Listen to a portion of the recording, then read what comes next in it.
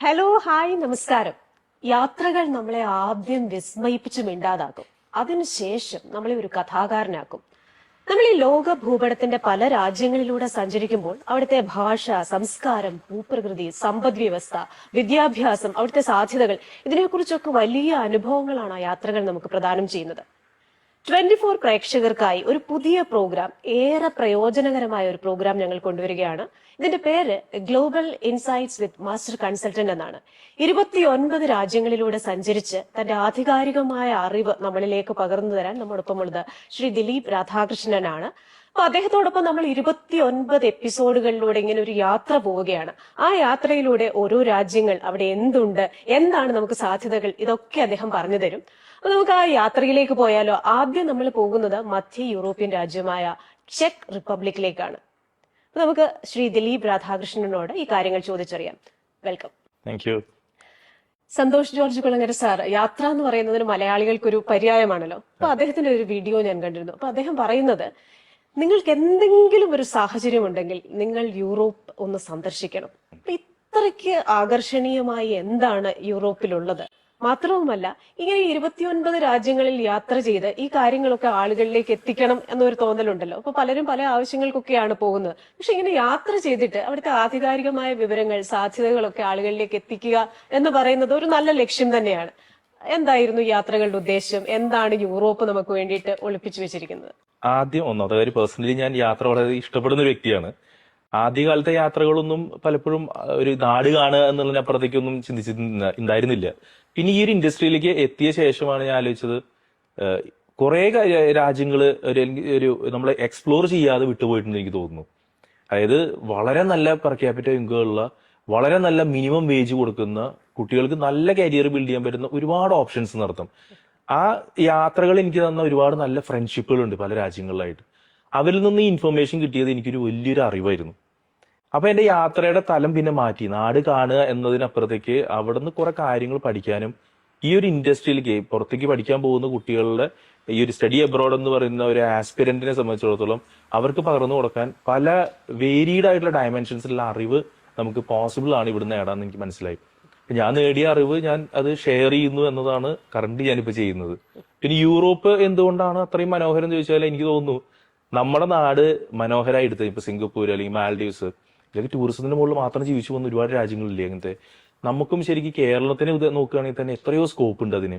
അപ്പൊ നമ്മുടെ നാട് ഇങ്ങനെ ആയിരുന്നെങ്കിൽ, നമുക്ക് മനോഹരങ്ങളായിട്ടുള്ള ഒരുപാട് സ്ഥലങ്ങളുണ്ട് കേട്ടോ, എത്ര ബ്യൂട്ടിഫുൾ ആയിട്ട് സ്ഥലങ്ങളുണ്ട്. അപ്പൊ അത് നല്ല ഒരു ടൂറിസം പ്രൊമോഷനിലൂടെ നല്ല സേഫ്റ്റി എൻഷുർ ചെയ്തുകൊണ്ട് നമ്മൾ അതിന് മാർക്കറ്റ് ചെയ്ത് കഴിഞ്ഞു കഴിഞ്ഞാൽ നമ്മുടെ നാടും അങ്ങനെ എങ്ങനെയാണോ നമ്മുടെ മനസ്സിൽ ഉണ്ടാവേണ്ടിയിരുന്നത് അത് ശരിക്ക് വിസിബിളി നമുക്ക് കാണുമ്പോൾ അതിനോട് ഭയങ്കര ഒരു കൗതുകവും ഭയങ്കര ഒരു എന്താ പറയാ, ഒരു വല്ലാത്തൊരു അട്രാക്റ്റീവ്നെസ് തോന്നും നമുക്ക്. അത് തന്നെയായിരിക്കും എനിക്ക് തോന്നുന്നു യൂറോപ്പ് എന്ന് പറയുന്നതിന് ഇത്ര നമുക്ക് രസകരമായിട്ട് തോന്നുന്നതാണ് എന്റെ ഒരു അഭിപ്രായം അതിനെ പറ്റിയിട്ടുള്ളത്. അപ്പൊ നമ്മൾ ഈ ലോക ഭൂപടം നോക്കുമ്പോൾ നമുക്കറിയാം ഒന്നും സ്ഥിരമല്ലാന്ന്. അപ്പൊ ഇങ്ങനെ ഭൂപടത്തിൽ നമ്മൾ പല രാജ്യങ്ങളെ കുറിച്ചും കുട്ടികൾക്ക് പറഞ്ഞു കൊടുക്കുമ്പോൾ 1993 മുൻപുള്ള കുട്ടികൾ പഠിച്ച രാജ്യം എന്ന് പറയുന്നത് ചെക്കോസ്ലോവാക്കിയാണ്. ഇപ്പൊ നമുക്ക് പറയാൻ പറ്റുന്നത് ലോക ഭൂപടത്തിൽ ചെക്കോസ്ലോവാക്കിയ എന്നൊരു രാജ്യം ഉണ്ടായിരുന്നു എന്നാണ്. കാരണം 1993 ജാനുവരി 1 അത് ചെക്കും സ്ലോവാക്കിയയുമായി മാറി. അപ്പൊ വലിയൊരു ചരിത്രമുള്ള രാജ്യമാണ്.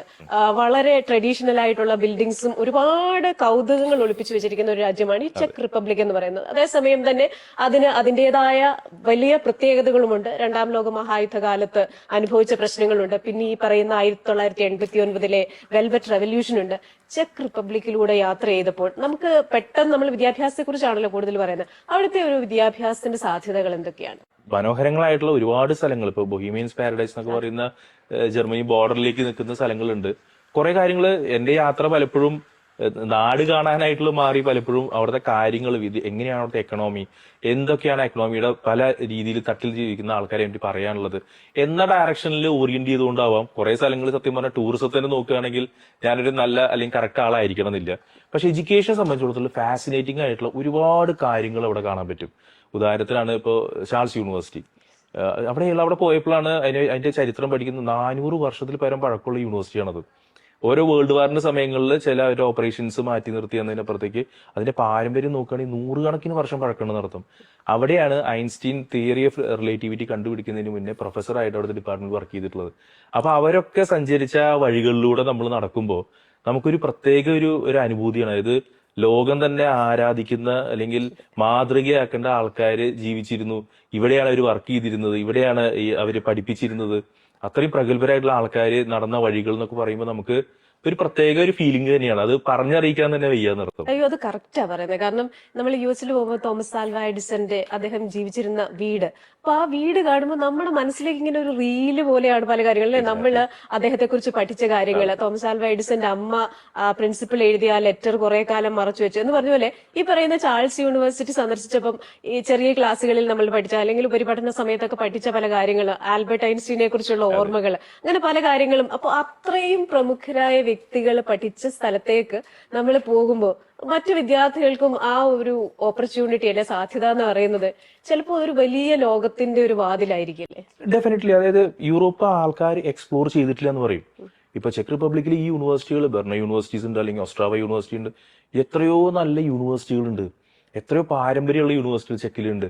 അപ്പൊ എനിക്ക് തോന്നുന്നത് ചെക്കിന്റെ പെർ ക്യാപിറ്റ ഇൻകം എന്ന് പറയുന്നത് ഓൾമോസ്റ്റ് ലൈക്ക് $30,000 ഉണ്ട്. അത്ര മോശമായിട്ടുള്ള ഡെവലപ്ഡ് രാജ്യം നല്ല ശരിക്കും, അത്യാവശ്യം നല്ല ഡെവലപ്ഡ് ആയിട്ട് രാജ്യമാണ്. നമ്മുടെ ഇന്ത്യയുടെ $2,500 നിൽക്കുമ്പോഴാണ് 30,000 എന്ന് പറയുന്നത്. അപ്പൊ it is A developed nation. അപ്പൊ അവിടെ എന്തുകൊണ്ട് ആൾക്കാർ എക്സ്പ്ലോർ ചെയ്യുന്നില്ല?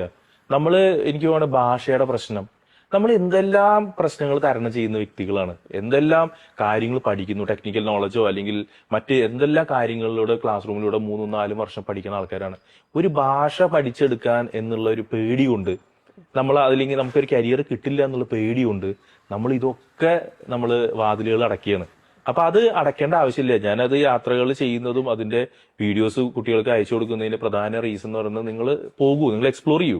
നിങ്ങൾ ആൾക്കാർ കേട്ടിട്ട് അല്ലെങ്കിൽ ഒരു കൺസൾട്ടന്റ്, ഞാനൊരു കൺസൾട്ടന്റ് ആണ്, പക്ഷെ എന്നിരുന്നാലും ഞാൻ പറയും, ഞാൻ എപ്പോഴും ഞാൻ നേടിയ അറിവിന്റെ ഒരു പശ്ചാത്തലത്തിലാണ് എന്റെ അഡ്വൈസുകൾ. അത് 100% അല്ല ഒരിക്കലും. അപ്പൊ യാത്രയും ചെയ്യാത്ത, അതിനെപ്പറ്റി മിനിമൽ നോളജ് ഉള്ള ഒരാള് നിങ്ങൾ ഇന്ന സ്ഥലത്ത് പോകണ്ട, അവിടെ ഇന്ന പ്രശ്നങ്ങൾ ഉണ്ടാവും എന്ന് പറഞ്ഞതിന് പലപ്പോഴും ലോജിക് ഇല്ല.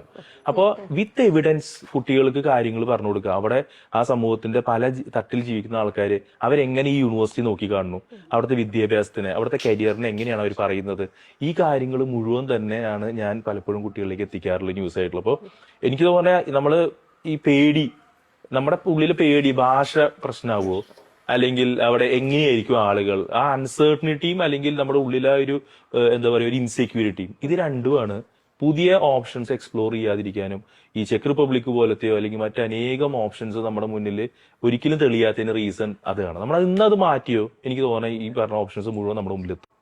ഈ പറയുന്നത് പോലെ നമ്മൾ ഇവിടെ ജീവിക്കുന്ന ഒരു രീതിയുണ്ട്, നമ്മുടെ ഭക്ഷണ സംസ്കാരമുണ്ട്, നമ്മുടെ ഭാഷാ രീതിയുണ്ട്, നമ്മൾ ആൾക്കാരോട് പെരുമാറുമ്പോഴുള്ള ചില മര്യാദകളുണ്ട്, നമ്മുടേതായ ആചാരങ്ങളുണ്ട്. അപ്പൊ ഇതിൽ നിന്നൊക്കെ വളരെ വ്യത്യസ്തമായ രീതികളായിരിക്കും മറ്റൊരു യൂറോപ്യൻ കൺട്രി, ഇപ്പൊ ഈ പറയുന്ന ചെക്ക് റിപ്പബ്ലിക് ആണെങ്കിലും ഓഫർ ചെയ്യുന്നത്. അപ്പോ ഇവിടെ പോയിട്ട് പല സ്റ്റുഡൻസിനോടും സംസാരിച്ചിട്ടുണ്ടല്ലോ. അപ്പൊ നമ്മൾ ഈ പല ആൾക്കാരോട് സംസാരിക്കുമ്പോൾ ചിലപ്പോൾ വന്നിറങ്ങി 1 മാസത്തിന് ശേഷം ഒരാളിനെ കണ്ടെത്തി കഴിഞ്ഞു കഴിഞ്ഞാൽ ഈ ആളിന് ഒരു അഡ്ജസ്റ്റ്മെന്റ് പ്രോസസ്സിലാണ്. നമ്മളൊരു ചെടി വേറൊരിടത്ത് കൊണ്ട് നട്ടി വെക്കുമ്പോൾ അതൊന്ന് മണ്ണ് പിടിക്കാൻ ഒരു സമയം വേണം. അപ്പൊ ആ വ്യക്തിയോട് ചോദിക്കുമ്പോൾ കിട്ടുന്ന അഭിപ്രായം ഒന്നായിരിക്കാം, പക്ഷെ 1 വർഷം അല്ലെങ്കിൽ 2 വർഷം അവിടെ പഠിച്ച് കുറച്ചുകൂടി അഡ്ജസ്റ്റഡ് ആയ വിദ്യാർത്ഥി പറയുന്ന അഭിപ്രായം മറ്റൊന്നാവാം. ഒരു 5 വർഷം ജോലി ചെയ്ത ആള് അല്ലെ ഇവിടെ സെറ്റിൽ ആവാൻ പോകുന്ന ആൾക്കാര്. അപ്പൊ അത്തരത്തിലൊരു കൗതുകം തോന്നിയിട്ടുണ്ടോ? ഡെഫിനറ്റ്ലി. അതായത് എനിക്ക് തോന്നുന്നത് പലപ്പോഴും കുട്ടികൾ, ഞാനൊരു വീഡിയോ കാണുണ്ടായി, ഒരു യൂറോപ്യൻ രാജ്യത്ത് ചെന്ന ഒരു കുട്ടിയുടെ ഒരു വീഡിയോ ആണ് ഇതിൽ വന്നിരുന്നത്. അപ്പൊ ആ പയ്യൻ പറയുന്നത് എന്താ വെച്ചാല്, നിങ്ങൾ ഒരിക്കലും ഇങ്ങോട്ട് വരരുത്. എന്താണ് കാരണം എന്ന് വെച്ചാല്, നമ്മുടെ നാട്ടിലാണെങ്കിൽ ക്ലാസ് കട്ട് ചെയ്ത് ജീവിക്കാൻ പറ്റും, നമുക്ക് അങ്ങനെയുള്ള ഫ്രീഡം ഉണ്ട്. ഇവിടെയാണെങ്കിൽ ദിവസവും ക്ലാസ് ഉണ്ട്, ഈ ക്ലാസ്സിൽ കയറുന്ന കാരണം കൊണ്ട് നിങ്ങൾക്ക് വരരുത്, ഭയങ്കര ബുദ്ധിമുട്ടാണെന്ന്. അപ്പൊ നമ്മുടെ ഓരോരുത്തർ സമൂഹം, എനിക്ക് തോന്നുന്ന ഒരു ക്രോസ് സെക്ഷനല്ല, പല അഭിപ്രായങ്ങളുള്ള ആൾക്കാരുണ്ടായിരിക്കാം. നമ്മളെ എഡ്യൂക്കേഷനെ കാണുന്ന രീതി, നമുക്കിപ്പോ അൺഎംപ്ലോയ്മെന്റ് ഉണ്ട്, അല്ലെങ്കിൽ ജോലി കിട്ടുന്നില്ല, ലോ സാലറി ആണെന്നൊക്കെ പറയുമ്പോൾ നമ്മള് എഡ്യൂക്കേഷനെ കാണേണ്ട സീരിയസ്നെസ്സോടെ കണ്ടിരുന്നെങ്കിൽ നമ്മുടെ കരിയർ അങ്ങനെ ആവില്ലായിരുന്നു. നമ്മൾ ഓപ്റ്റ് ചെയ്യുന്ന യൂണിവേഴ്സിറ്റി, നമ്മൾ ആ യൂണിവേഴ്സിറ്റിയിൽ ജോയിൻ ചെയ്ത് നമ്മുടെ സ്റ്റഡീസിനെ കാണുന്ന സീരിയസ്നെസ്, അതിലൊരു കരിയർ ബിൽഡ് ചെയ്യാൻ വേണ്ടി ഇപ്പൊ എന്താണോ ഇൻഡസ്ട്രി സ്റ്റാൻഡേർഡ്സും നമ്മൾ പഠിച്ചു എന്നുള്ള ഗ്യാപ്പ്, അതെങ്ങനെ ബ്രിഡ്ജ് ചെയ്യാം എന്നുള്ളത് നമ്മൾ എടുക്കുന്ന എഫേർട്ട്, ഇതൊക്കെയാണ് ഒരാളുടെ കരിയർ ബിൽഡ് ചെയ്യുന്നത്. അപ്പൊ ഇവിടുന്ന് പുറത്തു പോയിട്ടും ദിവസവും ക്ലാസ് ഉണ്ടെന്നും അവിടെ നന്നായിട്ട് പഠിപ്പിക്കണു എന്നതാണ് അവിടേക്ക് വരരുത് എന്നൊരാളെ ഉപദേശിക്കുന്നതിന്. അപ്പൊ ആ വീഡിയോ കാണുന്ന ഒരു കുട്ടി ചിന്തിക്കുന്നത് എന്താണ്, അവിടെ പോയ ഒരാൾ പറയുന്നത് എന്താണ്, ഒരിക്കലും അവിടേക്ക് വരരുതെന്നാണ്. അപ്പൊ നമ്മുടെ ഡിസിഷൻ മേക്കിംഗ് എന്ന് പറയുന്നത് പലപ്പോഴും സോഷ്യൽ മീഡിയയിൽ കാണുന്ന ഒരു പ്രസക്തവുമല്ലാത്ത അല്ലെങ്കിൽ തീരെ മെച്ചുവേർഡ് അല്ലാത്ത ഒരു സ്റ്റേറ്റ്മെന്റുകളെ അടിസ്ഥാനമാക്കിയിട്ടാണ് നമ്മുടെ കരിയർ ബിൽഡ് ചെയ്യുന്നത്. ഇത് മാറ്റി നമ്മൾ അവിടുത്തെ എന്താണ് സാഹചര്യം, അവിടുത്തെ GDP എന്താണ്, എത്രയാണ് രാജ്യത്തിന്റെ വരുമാനം, അതിന്റെ പെർ ക്യാപിറ്റ ഇൻകം ആണ്, അവിടുത്തെ ഷോർട്ടേജ് സ്കിൽ എന്തൊക്കെയാണ്, അങ്ങനത്തെ ഒരു ഇൻഡസ്ട്രിയിലാണ് നമ്മൾ എൻ്റർ ചെയ്യാൻ പോകുന്നത്. ഇനി അവിടുത്തെ ഉള്ള ഇങ്ങനത്തെ പല വീഡിയോസ് കണ്ടുകൊണ്ട് ഒരു പൊതു അഭിപ്രായം ബിൽഡ് ചെയ്യുക. ഈ പറഞ്ഞ പോലെ പല തട്ടിൽ ജീവിക്കുന്ന ആൾക്കാർക്ക് പല അഭിപ്രായങ്ങളാണ്. നമ്മുടെ നാട്ടിലും ഇപ്പൊ ലോ സാലറിയിൽ സ്ട്രഗിൾ ചെയ്ത് ജീവിക്കുന്ന ഒരു വ്യക്തിക്ക് ഒരിക്കലും ചിലപ്പോൾ നമ്മുടെ ചുറ്റുമുള്ള മനോഹരങ്ങളായിട്ടുള്ള കാഴ്ചകൾ കാണാനുള്ള എഫോർഡ് ചെയ്യില്ല, അല്ലെ? നേരെ മറിച്ച് കുറച്ചും കൂടെ നല്ല സാലറിയിൽ ജീവിക്കുന്ന ഒരാൾ ഇതിനെ നോക്കി കാണുന്ന വേറെ രീതിയിലായിരിക്കും. അപ്പൊ നമ്മുടെ സ്ട്രഗിൾ കൂടുന്തോറും നമ്മൾ അവിടേക്ക് എൻട്രി ചെയ്യേണ്ട. പക്ഷെ സ്ട്രഗിൾ എന്ന് പറയുന്നത് പെർമനന്റ് ആണോ എന്ന് നമ്മൾ ചിന്തിച്ചാൽ മതി. പഠിക്കാൻ പോകുമ്പോൾ അവിടുത്തെ ഒരു രീതി വ്യത്യസ്തമാണ്. അതായത് നമ്മുടെ നാട്ടിൽ ഇപ്പൊ രാവിലെ തൊട്ട് വൈകിട്ട് വരെ ക്ലാസ്, ടീച്ചർ ക്ലാസ് റൂമിലേക്ക് വരുന്നു, ടെക്സ്റ്റ് ബുക്ക് വായിക്കുന്നു, ഫുള്ള് പഠിപ്പിച്ചു കൊടുക്കുന്നു, റിവിഷൻ ചെയ്യുന്നു, എന്നിട്ട് മോഡൽ എക്സാം ഇങ്ങനെയാണ് പഠിപ്പിക്കുന്നത്. പക്ഷെ വിദേശത്ത് അതിന് സെൽഫ് സ്റ്റഡി മെത്തേഡാ. അത് നമ്മൾ ലോകത്തിന്റെ ഏത് ഭാഗത്ത് ഓടിയാലും അങ്ങനെയാണ്. അതിനൊപ്പം നമുക്ക് ലിവിങ് എക്സ്പെൻസ് കൂടിയ ഡെവലപ്ഡ് രാജ്യങ്ങളായതുകൊണ്ട് പാർട്ട് ടൈം ജോലി ചെയ്താലേ നമുക്ക് സസ്റ്റെയിൻ ചെയ്യാൻ പറ്റുള്ളൂ. അപ്പോൾ പഠിപ്പും ജോലിയും ഒരുമിച്ച് കൊണ്ടുപോകണം. അത് നമുക്ക് കണ്ടുപരിചയമേ ഇല്ലാത്തൊരു കാര്യമാണ് താനും. അപ്പൊ എന്താ വെച്ചാൽ ആ തുടങ്ങിയ അവിടെ എത്തിപ്പെട്ട ആദ്യത്തെ ഒരു 6 മാസം 1 കൊല്ലം എന്ന് പറഞ്ഞത് ഭയങ്കര ഡിപ്രസിംഗ് ആയിട്ട് തോന്നും കുട്ടികൾക്ക്. പിന്നെ ക്ലൈമാറ്റിക് കണ്ടീഷൻസ് മോശമാണ്.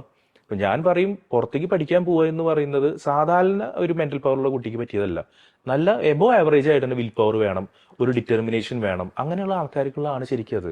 അപ്പൊ അതിലെ എസ്റ്റാബ്ലിഷ് ചെയ്തിട്ടുള്ള ആൾക്കാര് എത്രയോ, ഞാൻ ഇപ്പൊ നോക്കും, എല്ലാവരും തുടക്കകാലത്തിൽ എന്നെ ചീത്ത പറയേണ്ടി പോയ സ്ഥലത്തിനെങ്കിലും ഞാൻ കണ്ട ഈ പറഞ്ഞ ഇത്രയും രാജ്യങ്ങളിൽ പോയി അവിടെ പഠിക്കാനായി ചെന്ന ആൾക്കാരിൽ വളരെ ഒരു 5% ആൾക്കാരാണ് അത് കഴിഞ്ഞ് പിൽക്കാലത്ത് വേറെ രാജ്യത്തേക്ക് പോയിട്ടുള്ളത്.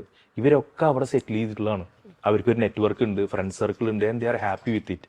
അപ്പോൾ വരുന്ന കാലത്തെ അഭിപ്രായങ്ങൾ over A period of time മാറും എന്നർത്ഥം. അത് ഭയങ്കര കൗതുകകരമാണ് ശരിക്കും കാണുന്നത്.